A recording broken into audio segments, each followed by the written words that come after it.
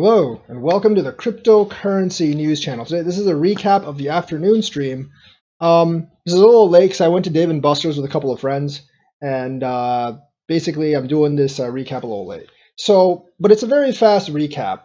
We talked about why mainnet coins like ETH ADA XTZ probably have the highest long-term potential. And also, we got a scammer that got counter-scammed by an educator. So let's actually just start with that. So a Bitcoin educator who has a channel on YouTube, he actually received kind of like a scam letter or like some kind of scam email or scam FaceTime or whatever from a scammer that asked him to basically deposit X amount of money. I think it was like tens of thousands with this scammer, and the scammer promised to double the money in a short time. Obviously, we all know that's a scam. Usually, I would just go tell the guy to go kick rocks or just ignore him. But this guy did not do that. What this guy did was he fired up Photoshop. He did this elaborate thing where he actually convinced the scammer somehow. This is a dumb scammer, by the way.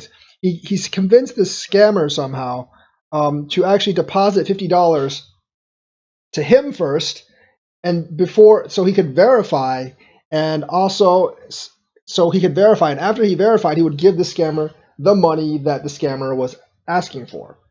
So I don't exactly know how he did with the Photoshop stuff. He actually made it look like that another scammer actually did verify with him, and then he did send him the money. So he was very convincing, and the scammer, the dumb scammer, actually sent him the $50, which then the educator revealed that he had scammed the scammer, and he quickly donated that $50 of Bitcoin he got from the scammer to charity. So it's a nice feeling in my heart right now because a Bitcoin scammer got scammed out of $50, and that was probably his entire day's earnings. So more Bitcoin scammers deserve to get counter-scammed, and well, not so much counter-scam, need to be taught a lesson so they can stop scamming people out of money.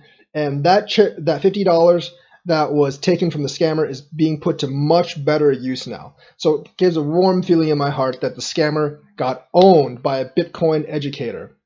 So the main topic was why I think a couple of mainnet cryptos like ETH ADA and XTZ might have the highest potential in the future. Because if you think about it, I mean, there are things like store of value, money movement, and all that stuff, but when you think about Ethereum ADA XTZ, you see public blockchains where most of the decentralized applications of the future are going to be built. Now, why I think those are going to raise up way in value is because that's where like so much of the activity, so much of the computing power, and so much of the future, internet applications are actually going to be built on these blockchains, and they're always going to need to hold X amount of Ethereum, X amount of ADA, X amount of XTZ, because they're actually built on those blockchains. Now, there's going to be a ton of projects on these blockchains, and some of them will actually go off on their own chain. Like VeChain was Ethereum, but now it's VeChain.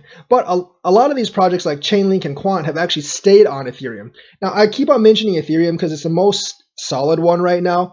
It's really the only one that actually has a lot of apps built on it. I know Tron and EOS do, but those are generally crappy gambling apps, and all the enterprise apps are actually on Ethereum. I think there's probably going to be 3, 4, maybe 5 winners in the mainnet field, and the value of their tokens are going to go up huge in the future, because all the future internet apps, maybe even websites and servers, they're going to be running a lot of these public blockchains. And a lot of companies, if you think about like Walmart China, they have the option of private permission blockchain, but for like if they track their stuff, they're tracking with VeChain right now, and it actually might be a mainnet too, more for logistics though.